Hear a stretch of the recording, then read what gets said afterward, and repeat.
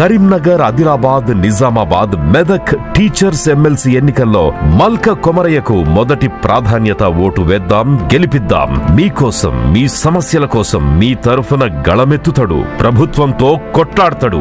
SLBC tunnel ప్రమాదం జరిగింది sir. ఇప్పటికీ కూడా 8 మంది కార్మికుల ఆచూకీ తెలియలేదు. సో చేష్టలుడిగింది సర్కారు, కనీసం అటువైపు చూడలేదు సీఎం రేవంత్ రెడ్డి అని చెప్పి బీఆర్ఎస్ ఆరోపిస్తున్న పరిస్థితి. ఈ నేపథ్యంలో ఇవాళ ఎమ్మెల్సీ ఎన్నికల ప్రచారానికి రేవంత్ రెడ్డి వెళ్తూ ఉన్నారు సార్. నిజామాబాద్, కరీంనగర్ అండ్ మంచిర్యాల జిల్లాల్లో రేవంత్ రెడ్డి పర్యటించబోతూ ఉన్నారు. ఒకవైపు ఇంత ప్రమాదం జరిగితే అక్కడ ఉండి పర్యవేక్షించాల్సింది పోయి ఎమ్మెల్సీ ఎన్నికల ప్రచారానికి వెళ్ళడం ఏంటి అనేది కొంతమంది అడుగుతున్న ప్రశ్న. ఈ రెండింటికి లింక్ పెట్టొచ్చా సార్? ఇప్పుడు మన దేశంలో ఎన్నికలు ఏడాదంతా జరుగుతూనే ఉంటాయి. ఇప్పుడు ఉదాహరణకు ఎస్ఎల్బిసి ప్రమాదం జరగలేదు. అప్పుడు ఏమొచ్చేది, 1000 కోళ్ళు బర్డ్ ఫ్లూతో చచ్చిపోతుంటే, చికెన్ ధరలు పడిపోయి కోళ్ళ ఫామ్ రైతులు నష్టపోతుంటే మీరు ఎలా ఎన్నికల ప్రచారానికి వెళ్తారో అంటారు. ఏదో ఒకటైతే ఉంటుంది కదా, ఉండకుండా ఉండదు కదా. సో రాజకీయాల్లో రాజకీయపరమైన ప్రక్రియ నడుస్తుంది, పాలనాపరమైన ప్రక్రియ నడుస్తుంది. నేను ఇప్పుడే కాదు, మీకు ఉత్తరాఖండ్లో ఈ టన్నెల్ ప్రమాదం జరిగినప్పుడు, ఇతర ప్రమాదాలు జరిగినప్పుడు, కరోనా టైంలో నరేంద్ర మోడీ ఎన్నికల ప్రచారం చేసినప్పుడు కూడా నేను నా స్టాండ్ అదే. అయితే ఎప్పుడు ప్రశ్నించాలి? ఎన్నికల రాజకీయ పనుల వల్ల పాలనాపరమైన వైఫల్యం జరిగితే అప్పుడు ప్రశ్నించాలి. అలానే ప్రశ్నించిన సందర్భం కూడా ఉంది. అమిత్ షా కరోనా సెకండ్ వేవ్లో పెద్ద ఎత్తున ప్రభుత్వ వైఫల్యం కనబడుతుంటే ఆయన 20 రోజుల పాటు బెంగాల్ ఎన్నికల ప్రచారంలో ఉన్నాడు. అప్పుడు ప్రశ్నించాను. అంటే ఇప్పుడు కూడా రేవంత్ రెడ్డి ఎన్నికల ప్రచారానికి వెళ్ళడాన్ని ప్రశ్నించకూడదు.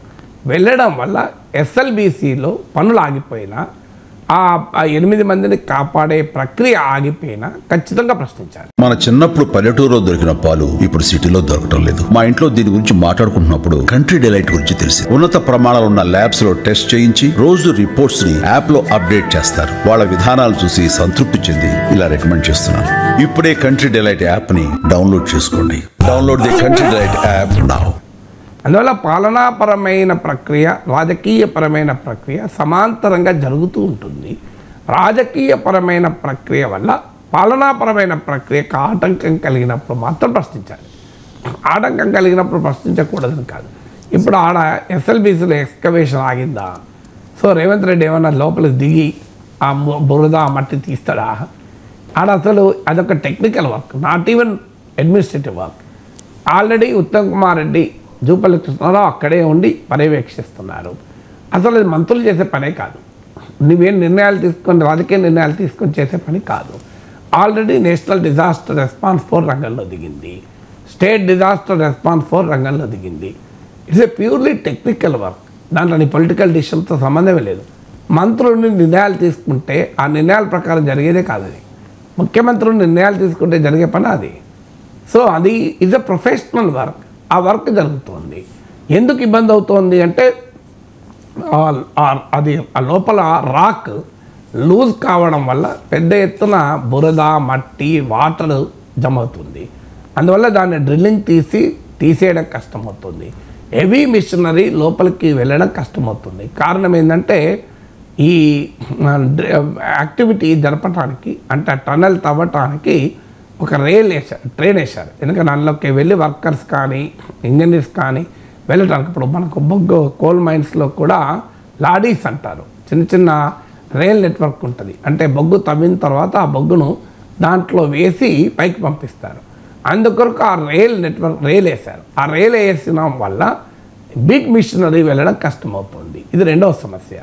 మూడవ సమస్య ఏంటంటే ఆక్సిజన్ పంప్ చేశారు.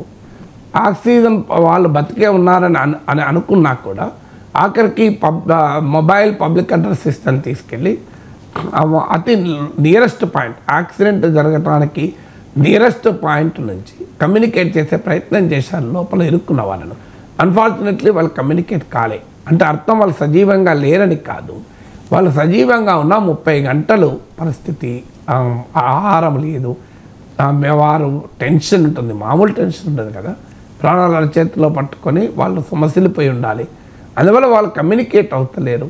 పెద్ద ఎత్తున ఒక డీజిల్ జనరేటర్ని పెట్టి భారీ ఎత్తున డెబ్రిస్ అక్కడున్న మట్టి బురద, ఎందుకంటే జరిగింది ఏంటి, టన్నెల్ పైకప్పు ఒక్కసారిగా భారీగా పడిపోవడం వల్ల జరిగింది.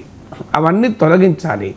లేదు ఉత్తరాఖండ్ తరహాలో ఒక పెద్ద హోల్ చేసి, అంటే వాళ్ళున్న ప్లేస్కు రీచ్ కావాలి అంటే అడ్డంగా ఈ డెబ్రిస్ అంతా పడి ఉంది, పైకప్పు అంతా పడి ఉంది. పడి ఉండడం వల్ల ఆ పడి ఉన్న చోట ఇటువైపు ఉన్న వాళ్ళంతా బయటికి రాగలిగారు, అటువైపు ఉన్న వాళ్ళు రాలేకపోయారు. సో ఇప్పుడు ఆ మట్టి అంతా తీయాలి, ఆ బురద, వాటర్, డ్రిల్. అన్ఫార్చునేట్లీ మట్టి తీయడానికి ఇబ్బంది ఏంటి అంటే ఆ రాక్ లూజ్ అయిపోయి అది వాటర్గా మట్టిగా మారిపోతుంది. సో ఇవన్నీ తొలగిస్తున్నారు. టన్నల్లో ఇప్పుడు ఉత్తరాఖండ్లో ఏం చేశారంటే ఒక పెద్ద హోల్ చేసి నేరుగా వాళ్ళున్న ప్లేస్ దగ్గరికి వెళ్ళే ప్రయత్నం చేశారు. అలా వేయడానికి ఇక్కడ జాగ్రఫీ అంగీకరించదు అని ఎక్స్పర్ట్ చెప్తున్నారు. అక్కడున్న పరిస్థితి వేరు, ఇక్కడున్న పరిస్థితి వేరు. ఇవన్నీ నేను ఎందుకు చెప్తున్నాను, ఇవన్నీ these are all technical things, political leader decisions కావు ఇవి. అక్కడున్న ఇంజనీర్స్, సైంటిస్ట్, శాస్త్రవేత్తలు తీసుకునే నిర్ణయాలు. వాళ్ళను ఎలా కాపాడాలి అనేది తెలిసిన విద్య రాజకీయ నాయకులకు కాదు, తెలిసిన విద్య నిపుణులకు, శాస్త్రవేత్తలకు, ఆడ ఇంజనీర్లకు. అందులో ఎన్డీఆర్ఎఫ్ బలగాలు దిగాక నీ చేతిలో కూడా ఉండదు. వాళ్ళు హైలీ ప్రొఫెషనల్స్, మామూలు ప్రొఫెషనల్స్ కాదు. ఎన్డీఆర్ఎఫ్కు ఉండే ప్రత్యేక, నేషనల్ డిజాస్టర్ రిలీఫ్ ఫోర్స్కి ఉన్న ప్రత్యేకత ఏంటంటే వాళ్ళు అన్ని పనులు చేయగలరు. ఇప్పుడు మీకు ఉదాహరణకు ఇతర బలగాలు ఉన్నారు అనుకోండి, ఎలక్ట్రీషియన్ అయితే ఎలక్ట్రికల్ పనే చేస్తాడు, బోట్ నడిపేవాడు బోటే నడుపుతాడు, వాళ్ళకి కరెంటు పని చేయమంటే చేయరాదు. కానీ ఎన్డీఆర్ఎఫ్ వాళ్ళకు ఉండే ప్రత్యేకత ఏంటంటే వాళ్ళు అన్ని పనులు చేయగలిగే నిపుణులు. సో వాళ్ళు అలా ట్రైన్ అవుతారు. వాళ్ళు అవసరమైతే ఒక బోట్ నడుపుతారు, అవసరమైతే ఒక స్తంభం పెడతారు, అవసరమైతే కరెంటు ఫిట్ చేస్తారు, అవసరమైతే రోడ్ వేస్తారు, అవసరమైతే రైల్ నెట్వర్క్ వేస్తారు. వాళ్ళు ఏ పని అయినా చేయగలుగుతారు. అలాంటి highly skilled reliable force NDRF, national disaster relief ఫోర్స్కున్న గొప్పతనం అది. ఇది వండర్ఫుల్, భారతదేశం గర్వించదగ్గ నిపుణుల బృందం అది. అందువల్ల వాళ్ళు రంగంలో దిగారు. కేంద్ర ప్రభుత్వ పరిధిలో ఉంటారు ఎన్డీఆర్ఎఫ్, ముఖ్యమంత్రి పరిధిలో కూడా ఉండరు. మీరు అందుకే చూడండి, బీఆర్ఎస్ విమర్శిస్తుంది కానీ బీజేపీ విమర్శించడం లేదు ఇప్పటిదాకా. నాకు తెలిసినంత పెద్దగా గట్టిగా అనడం లేదు, తర్వాత అంటారో తెలియదు. సో ఇదే సెంట్రల్ గవర్నమెంట్, స్టేట్ గవర్నమెంట్ కంటిన్యూస్గా కొలాబరేట్ చేసుకొని ప్రొఫెషనల్స్తో నిర్వహించాల్సిన పాత్ర. ఆడ పొలిటికల్ లీడర్లు పోయి, విఐపీలు పోయి వీళ్ళ భద్రత కొరకు ఏర్పాటు చేసే క్రమంలో వాళ్ళు మునిగి అసలు విషయం పక్కకు పోవద్దు. ఇప్పుడు ఏమైతే ముఖ్యమంత్రులు, ప్రధానమంత్రులు అడిగి పోయారనుకోండి, మొదలు వీళ్ళకి భద్రతకే అధికారులంతా తిరుగుతారు. నేను ఇప్పుడు అందువల్ల letter leave it out of politics. రాజకీయాలకు కావాలి ఉంచుదాం, ఆ 8 మందిని కాపాడుతారని ఆశించుదాం. మనకున్న ఇంజనీరింగ్ పరిజ్ఞానంతో, మనకున్న సాంకేతిక పరిజ్ఞానంతో. కానీ చాలా అననుకూల పరిస్థితులు ఉన్నాయి, ప్రతికూల పరిస్థితులు ఉన్నాయి. అయినా ఒక గొప్ప సవాల్ను తీసుకొని మన కేంద్ర రాష్ట్ర ప్రభుత్వాలకు చెందిన బలగాలు, ఫోర్సెస్, అధికారులు ప్రయత్నం చేస్తారు. ఈ సమయంలో రాజకీయాలు పక్క పెడదాం, వాళ్ళని కాపాడే ప్రయత్నం చేద్దాం.